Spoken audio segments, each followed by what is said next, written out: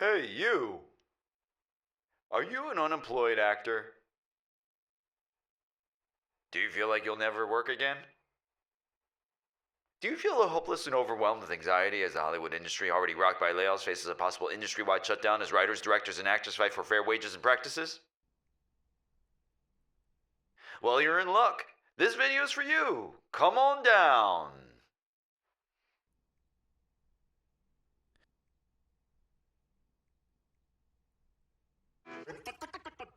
All right. Hey guys. Today we're talking about 7 things to boost your acting career when things are slow.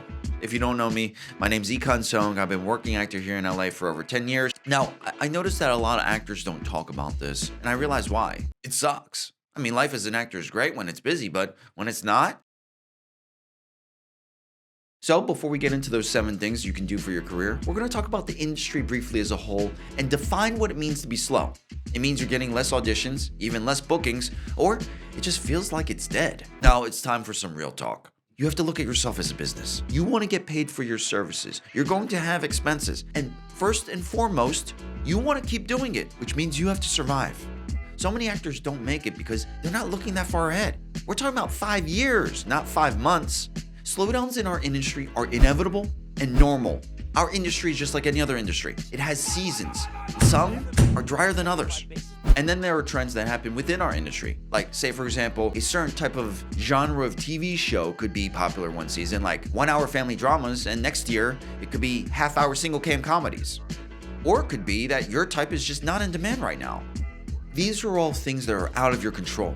This has nothing to do with your worth as a person or your talent as an actor. So let's talk about what you can control. So each of the things that we're talking about today could get its own in-depth video in the future. We're going to talk about some main points and some actionable things that you can do right now. As usual, none of this is gospel. Use what you can, throw away what you can't. So this is 7 things you can do to move your acting career to the next level, even when it's slow. And we have a bonus tip at the end, so make sure you stick around for that. So, number 1, headshots. Why? Our industry is almost entirely digital right now, and casting directors are looking at tiny thumbnails of you to decide if they want to bring you in or ask you for a self-tape. So there's 2 criteria that headshots must accomplish. 1, they must look like you. So back to the idea that you're a business. Can you imagine going into a Target and when you get inside, suddenly it's a Walmart? The marketing matches the product. They need to know exactly what they're bringing into the office. And that's why your headshots need to be updated every 1 to 2 years. Because most likely your look is changing every year. Unless you're Paul Rudd. That dude's just a vampire. And number 2, know what you're selling. This part can take some time, which is another reason why it's good to do when it's slow. Know exactly what you're selling with your headshot. Commercials, 1-hour dramas, 1-hour procedurals, single cam comedies. And how often does Target change its marketing year to year? You as a business are letting the consumer know what products are available. You might know I do this, but I also do this. So, 2 warnings about headshots. 1, do not spend a bunch of money on headshots if you're looking for an agent or manager. Because if you sign with a new rep, they might ask you to get new headshots because they have a preference for styles or looks. 2, these do not double as your dating profile pics. Come on, work it! Next, websites and online profiles. This is one we're going to go through pretty quickly. We're talking about the main ones: LA Casting, Actors Access, Casting Frontier, your social media profiles. If you have a website, it's a great time to freshen these up and keep them up to date. If you have a rep that's submitting you, you're just making their job easier. Did any of your skills change? Did you learn a language? Learn how to ride a horse? All these things are ammo for your rep to find you auditions and jobs. Demo reels and footage. They need to see you acting. So, this is where you need to be brutally honest with yourself. Is your demo reel an accurate representation of what you can do as an actor? This needs to be just as specific as your headshots. Is it a good fit for the roles that you're going out for? If it's not, get new footage. You can submit yourself to those websites we spoke earlier and try to get work. Another option, if you don't have footage, get together with some actor friends, create your own scene. Put together a reel of great self-tapes that you shot. And if you're willing to pay some money, there's also services that produce scenes for reels. Number 3, agents and managers. You have your headshots and you have your footage, and now you're ready to mingle. Not so fast. So the big question is it a good time to reach out to agents when it's slow? Or is it a good time to reach out to agents when it's busy? The answer is yes. Now, What I mean by that is, it could be a good time to reach out to agents when it's slow because they have more time to read emails. Or it could be a good time to reach out when it's busy, like during pilot season. Maybe they're casting for a type that's just like you and they don't have anyone on their client list. The point is, you won't know if you're a good fit for the agent until you ask. As far as researching for agents, you can find a lot of information online like IMDb Pro. Just keep in mind, these client lists are usually out of date.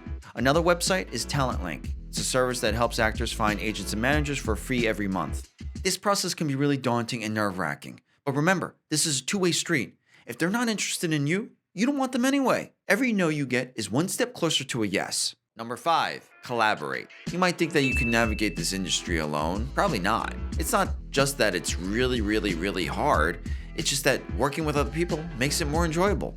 Sometimes we get so caught up in our own career and auditions, we forget we meet amazing people along this ride. So you could be thinking, how am I going to meet people if I'm not on set and booking jobs? There's tons of writing groups, film discussion groups, Facebook groups, and if you don't have one in your city, start one. You just have to find your tribe. Next one, create.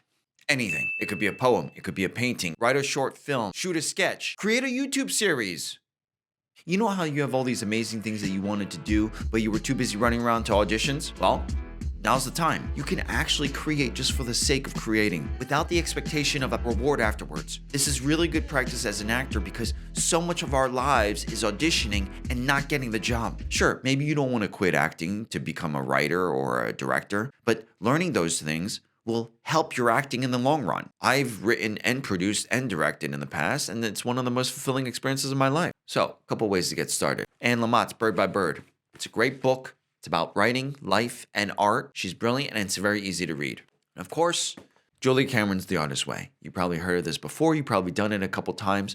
This is a great book to work through, especially when you have more time because it has a lot of exercises that are mapped out. You might be able to find an Artist's Way group in your city or find one online. And number 7 is craft. The last of the 3 C's. Collaborate, create, craft. One thing I wish I knew earlier in my career is that acting is a craft. You can get better at it methodically, just like playing the piano, just like painting, and it needs consistent practice in class. You can't learn acting from TikTok or Instagram. Simple as that. It could be a scene study class, it could be an audition technique class, comedy improv class. When it's slow, it's a better time than ever. A lot of people get out of class. You need to be in class when it's slow. Let's say, even aside from acting, what if you learned another language? You want to kick ass in John Wick or be in the next Marvel movie? Learn how to do stunts. Learn the dialect. Develop your skills. And now for your bonus tip, expand your region. Look at other regional markets and see if you want to work as a local hire in those areas. In our industry, everything is self-tapes. You can audition. Maybe you have relatives that live in Atlanta, New Mexico, Oklahoma. You would have to look at the details as far as how much it would cost for you to fly out there on your own. How much is the Airbnb to stay out there? How hard is it to get an agent? If you're still building a resume, it's probably worth it for a network credit. So there you have it. 7 things you could do to move your acting career to the next level. It doesn't matter whether there's a recession, a market downturn, invest in yourself because no one can take that away from you. If you can conquer the slow times in your career, you can conquer any time. This is from our good old friend Abe Lincoln. He says, give me 6 hours to chop a tree and I'll spend 4 hours sharpening the axe. Boom! Sharpen that axe. I hope you guys liked the video. Give me a like if you thought it was helpful. Subscribe if you haven't. And as always, see you next time. Go get it.